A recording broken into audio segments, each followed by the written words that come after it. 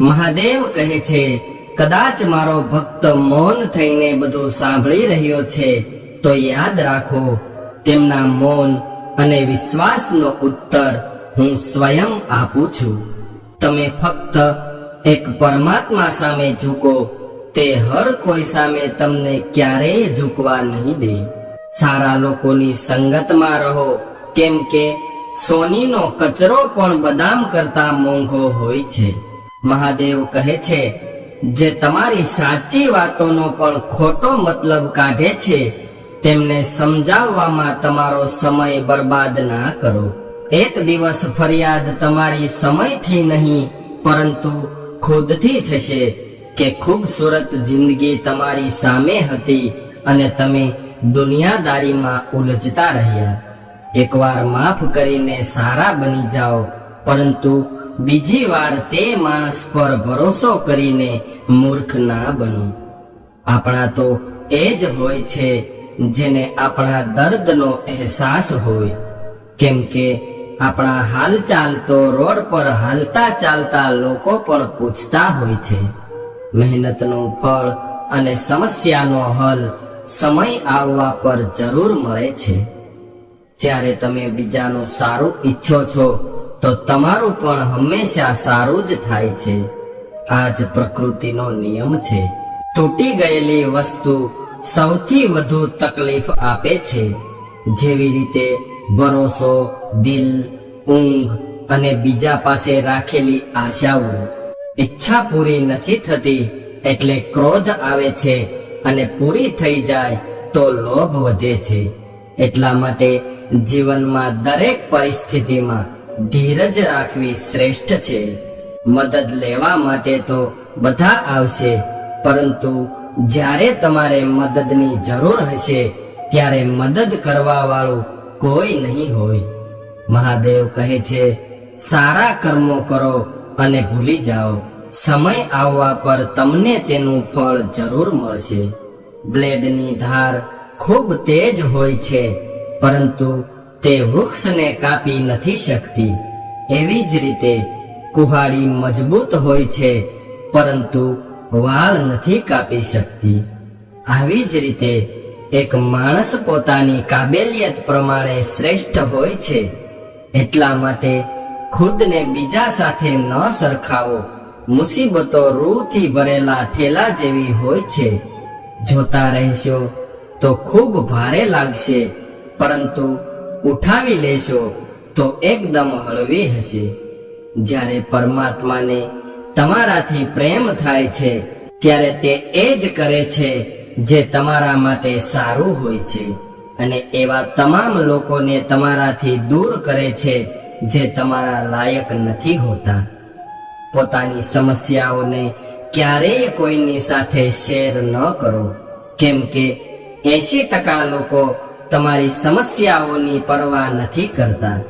બાકીના 20% લોકો ખુશ થશે કે તમે આ સમસ્યામાં છો.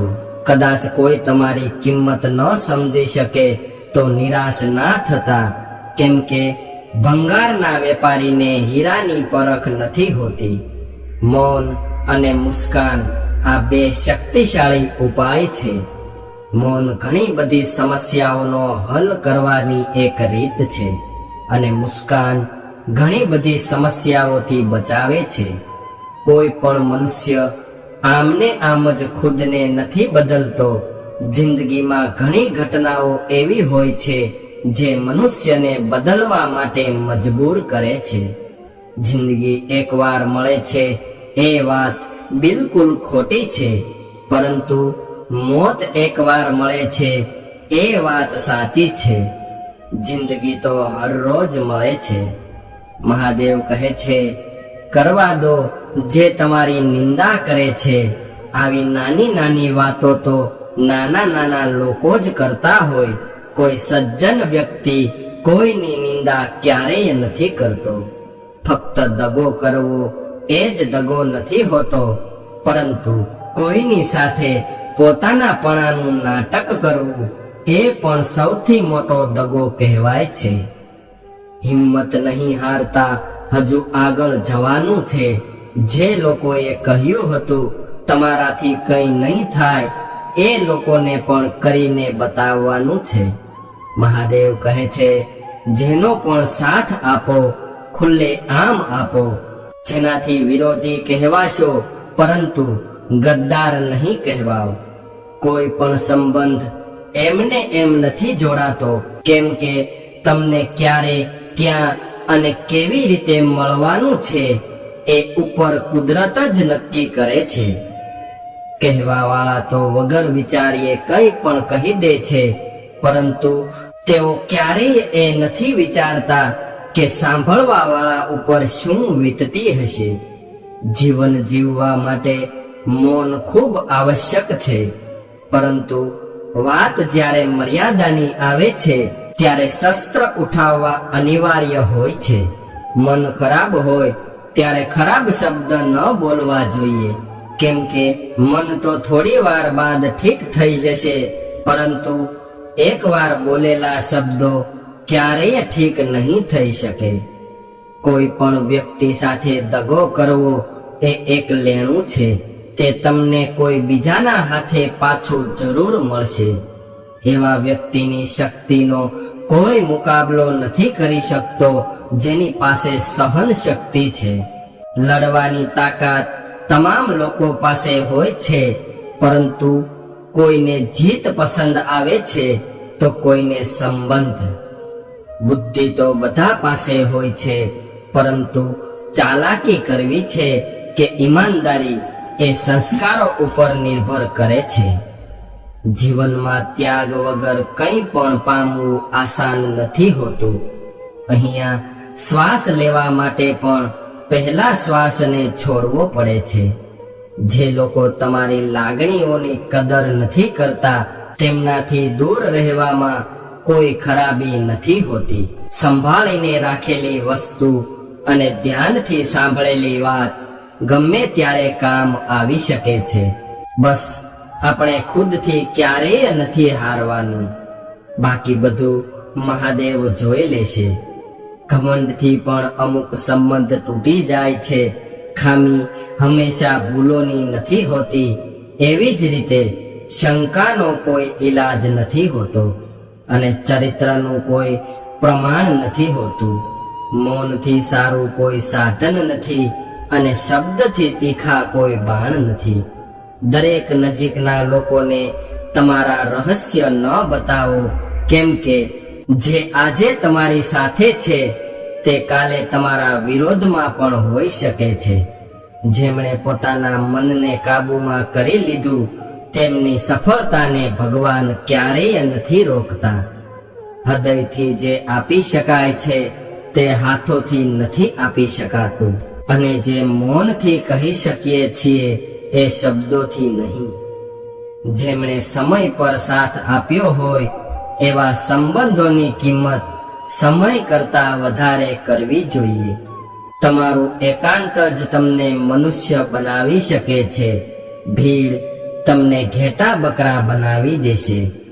ચૂપચાપ સહન કરતા રહો તો તમે સૌથી સારા છો, અને સાચું કહેવા લાગ્યા તો તમારાથી ખરાબ કોઈ નહીં.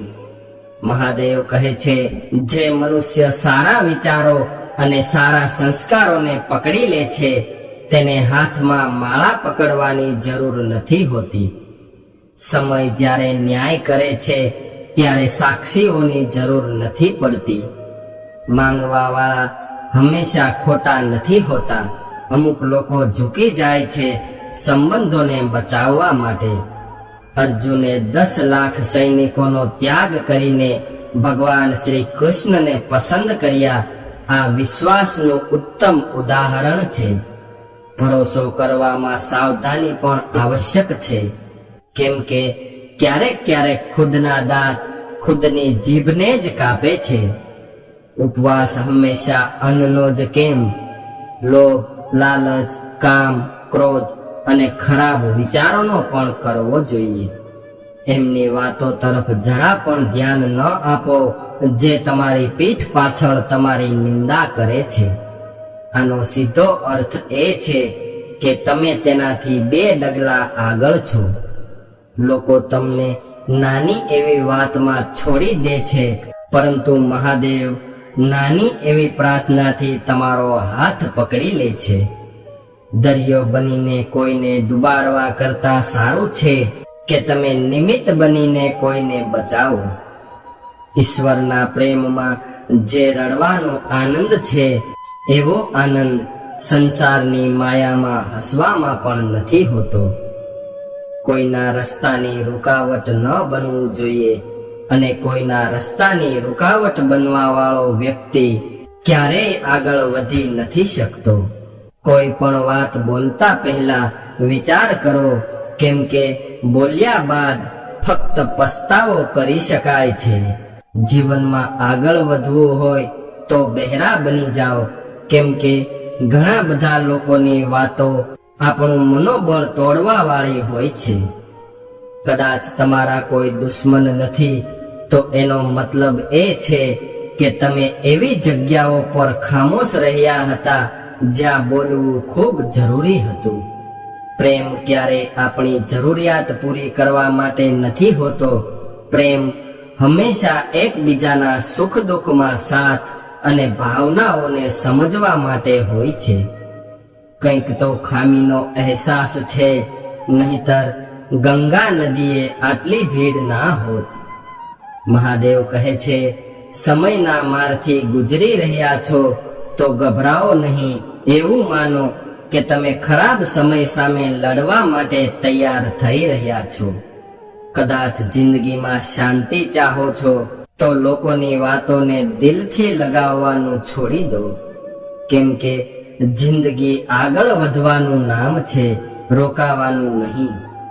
પરેશાનીમાં કદાચ કોઈ સલાહ માંગે તો સલાહની સાથે સાથ સહકાર પણ આપવો, કેમ કે કદાચ સલાહ ખોટી હોઈ શકે, પરંતુ સાથ ક્યારેય ખોટો નથી હોતો. કદાચ તમારાથી કોઈ કાંઈ માંગે તો તમે તેને આપી દેજો, કેમ કે ભગવાને તમને દેવાવાળામાં રાખ્યા છે, માંગવા વાળામાં નહીં.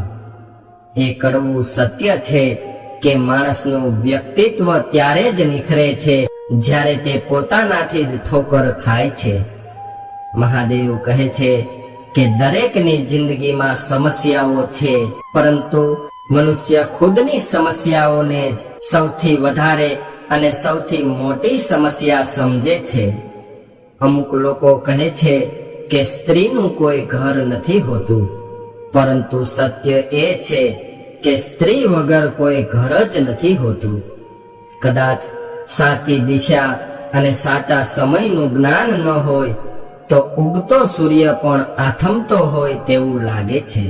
કાચીડો સમય જોઈને રંગ બદલે છે, અને મનુષ્ય હાલત જોઈને રંગ બદલે છે.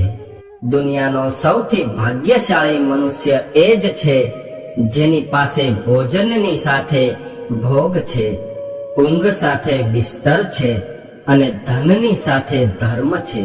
એવા માણસોથી હંમેશા દૂર રહો જે માણસને ખુદની ભૂલોનો અહેસાસ ન હોય. ગુજરી ગયેલો દિવસ જીવનને સમજવાનો એક સારો મોકો છે, અને આવનારો દિવસ જીવનને જીવવાનો એક બીજો મોકો છે. દરેકની મિત્રતા પાછળ કોઈને કોઈ કારણ છુપાયેલું હોય છે. આ સૌથી મોટું સત્ય છે, અને આ સત્ય હકીકત છે. સમયથી પહેલા મળેલી વસ્તુ પોતાનું મૂલ્ય ખોવે છે, અને સમય બાદ મળેલી વસ્તુ પોતાનું મહત્વ ખોવે છે. આ દુનિયામાં જ્યાં લોકો થોડીક મુશ્કેલીઓથી હાર માની લે છે, ત્યાં કદાચ તમે થોડીક હિંમત કરશો તો જીત તમારી હશે. મને તમારા હાથોની રેખાઓ પર નહીં, પણ હાથોની રેખાઓને બનાવવા વાળા ઉપર ભરોસો છે. જીવનની શોધમાં છો તો તમે ખોટા છો. આવો મોકો મળતો નથી, બનાવવો પડે છે. અવાજ ઊંચો હોય તો લોકો સાંભળે છે, પરંતુ વાત ઊંચી હોય તો ઘણા બધા લોકો સાંભળે છે. જે થયું સારા માટે થયું, જે થઈ રહ્યું છે તે પણ સારા માટે થઈ રહ્યું છે, અને જે થવાનું છે તે પણ સારા માટે જ થવાનું છે. તમે જેના લીધે નિરાશ છો તેને ભૂલી જાઓ.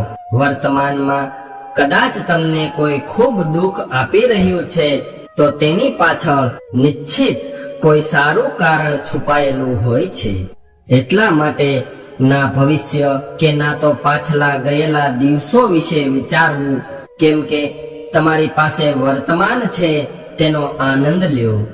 કદાચ સફળતા મોડી મળે તો ઉદાસ ન થતા, કેમ કે નાના ઘર જલ્દી બને છે અને મહેલ બનવા માટે સમય લાગે છે. લોકોને બદલતા જોઈને તમે તમારું દિલ નાનું ના કરો. જે બદલી ગયા છે તેમને તમારી જિંદગીથી દૂર કરી દો. જે લોકોએ તમને પોતાના બનાવીને છોડી દીધા એવા લોકોને ધન્યવાદ આપો, કેમ કે આવા લોકો જ શીખવાડે છે કે દરેક લોકો આપણા નથી હોતા. પાનખર આવ્યા વગર વૃક્ષો પર નવા પાન નથી આવતા. કઠણાઈ અને સંઘર્ષ સહન કર્યા વગર સારા દિવસો નથી આવતા. મેદાનમાં હારેલો મનુષ્ય ફરીથી જીતી શકે છે, પરંતુ મનથી હારેલો મનુષ્ય ક્યારેય જીતી નથી શકતો. એક સમયની વાત છે, એક ખૂબ મોટા મહાન સંત તેમના શિષ્યો સાથે બેઠા હતા અને તેમને ઉપદેશ દઈ રહ્યા હતા. તેમણે તેમના શિષ્યોને કહ્યું કે ક્રોધ માણસનો સૌથી મોટો દુશ્મન છે. ક્રોધ કરવા વાળો વ્યક્તિ ખુદને નુકસાન પહોંચાડે છે, સાથે સાથે બીજાને પણ હાનિ પહોંચાડે છે. તે પ્રતિશોધની આગમાં બળે છે અને પોતાના જીવનને બરબાદ કરે છે. મહાત્માનો ઉપદેશ સમાપ્ત થયા બાદ એક શિષ્ય ઊભો થયો અને મહાત્માને કહેવા લાગ્યો કે તમે એક ઢોંગી છો. તમારી વાત મનુષ્યના રહેન સહનથી વિપરીત છે. તમે જે પણ કહો છો તે વાતને તમારા જીવનમાં અનુકરણ નથી કરતા અને બીજાને આ બધું કરવાનું કહો છો.